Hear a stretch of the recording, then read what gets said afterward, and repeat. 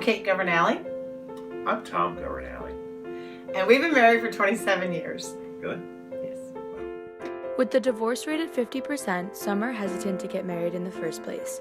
Nevertheless, a long-lasting marriage is surely a possibility. There are a few key characteristics and communication tactics that couples can practice to help their marriage last a lifetime.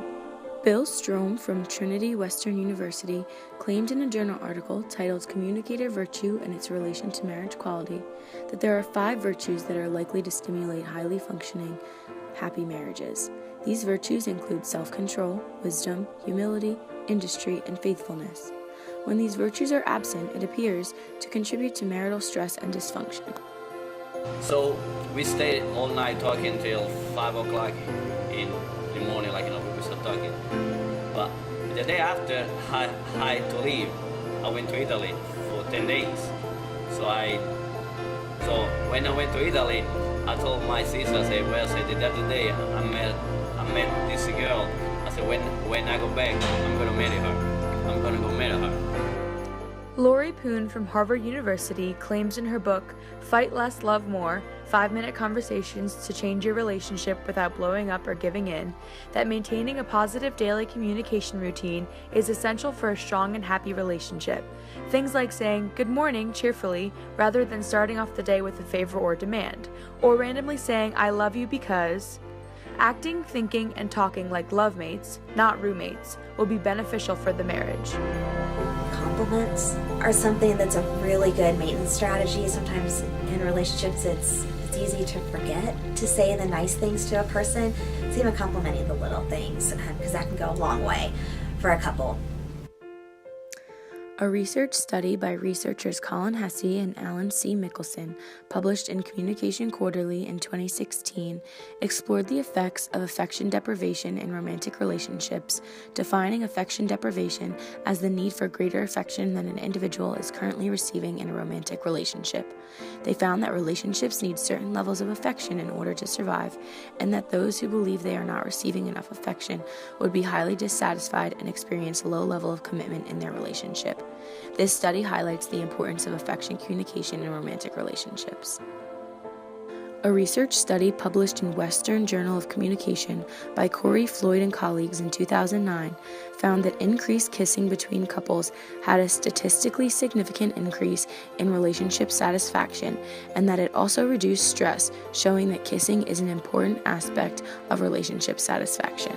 My friends that are in relationships sometimes ask me for advice for them, and I just say that trust is one of the most important things in communication, just to know that when you're speaking, someone else is listening and vice versa, and just have fun together and keep it fun. That's what we do.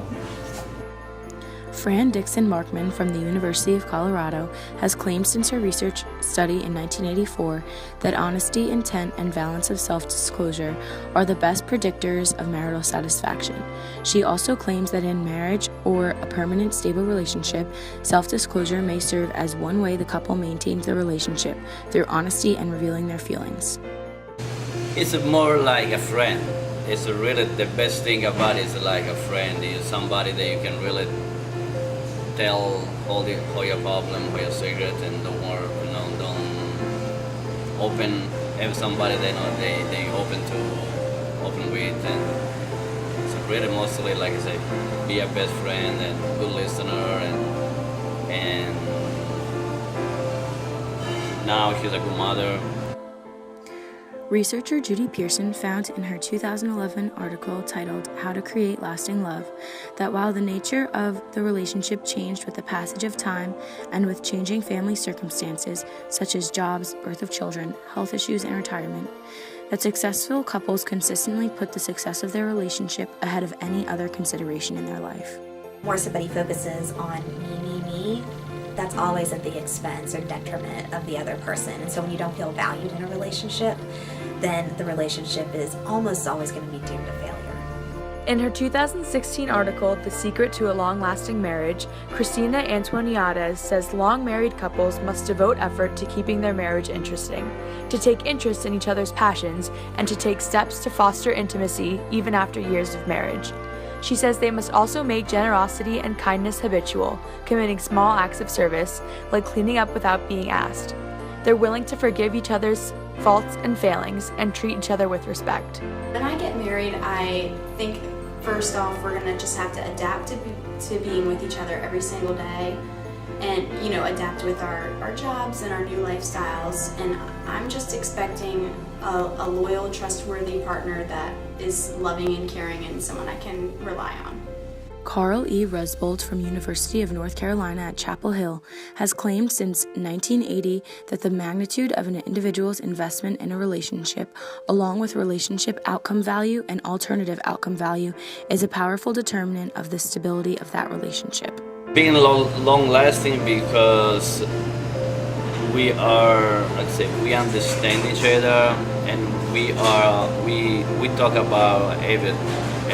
If we see that there's a problem or something that we know, like the way we do things, we talk so we can fix the problem. So we try not to accumulating problem. No, just try to be quiet and then one day just exploding about it. So we always open, we always talking, and that's really the main things.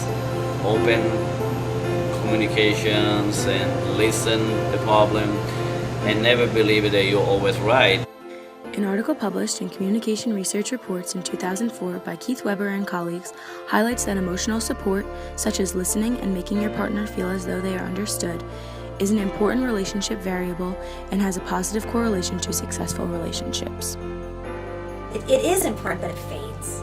And so the love, what we talk about as being romantic love, isn't necessarily something that's easy to maintain over the long haul. And so really those warmer and cooler elements are also really important. So to be able to do the day-to-day work with your partner and be able to help, also being able just to show empathy towards the other person and being able to show compassion towards them and caring towards them.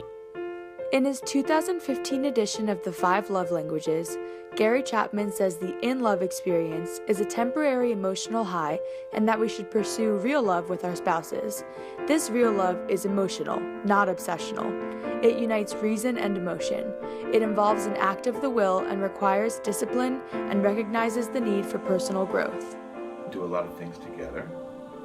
We went to the beach, so we ride bikes on the boardwalk and take walks and go to the other beach towns that are close by to have lots of fun. Mm-hmm. Oh, and of course, we started a band a couple years ago, so we share hobbies. We're in a kick-ass acoustic rock band, so that's fun. Dr. Susan Krauss Whitbourne claims in her 2012 article, The 12 Ties That Bind Long-Term Relationships, that having a strong passion for life in general leads to a healthier, long-lasting relationship. She explains that the brain's reward centers respond similarly to love as to getting excited about your other daily interests. Getting fired up in these areas of life translates into firing up the feelings you have towards your partner. I think attachment style is important. I think the most important part of it is really that both parties understand what underlies attachment, whether it's secure or insecure. And so, you might have one person who's secure in their attachment style, the other one is insecure, but as long as that person who feels more secure can really understand why the insecure person feels that way and can really do the work in order to try to help them feel safe, I think that's going to be the key to working through the attachment issues. Researchers Colin Hesse and Sarah L. Trask conducted a research study that was published in 2014 in Communication Research Reports and examined the relationship between affection and attachment style in adult relationships. Based on this study's findings, they encourage individuals to express more affection regardless of the affection they receive, and claim that by doing this, individuals may develop a more secure attachment style in which they can enjoy strong, meaningful relationships instead of fearing rejection and avoiding those relationships. The correlation between attachment style and affection in this study are linked to relationship satisfaction and success and enhancing relational bonds. We're really close friends. I know I can always count on him. He's really trustworthy, and I know he's loyal even though we go to different schools. And he's just brutally honest sometimes, which I need that every now and then, and he's probably one of my biggest motivators. In the conclusion of Lawrence Joseph's research published by the American Psychological Association in 2011, he found that more thoughtful decision makers were not only more dedicated to their partners and less likely to be unfaithful, but also reported higher relationship satisfaction. A special type of thoughtfulness is required to be successful in long-term relationships. Give each other some space. Like if you go and do a girls' weekend, if I go do stuff with my friends, That's very true. it's important That's to be able to have that little outlet, you know, whether it's Maintain your own individuality as well as be together as a couple. A Huffington Post article titled The Psychology of Love That Lasts a Lifetime by Carolyn Gregoire reveals traits of couples that keep intense romantic love alive for decades and entire lifetimes. One trait includes viewing the relationship as a journey together towards self-fulfillment. By entering a marriage looking for self-actualization and personal fulfillment, each partner will invest more time, energy, and resources into the relationship. An article published in the Western Journal of Speech Communication by Lawrence Rosenfeld and Gary Bowen in 1991 suggests that mutually non-disclosive relationships may provide a low level of marital satisfaction for both husbands and wives.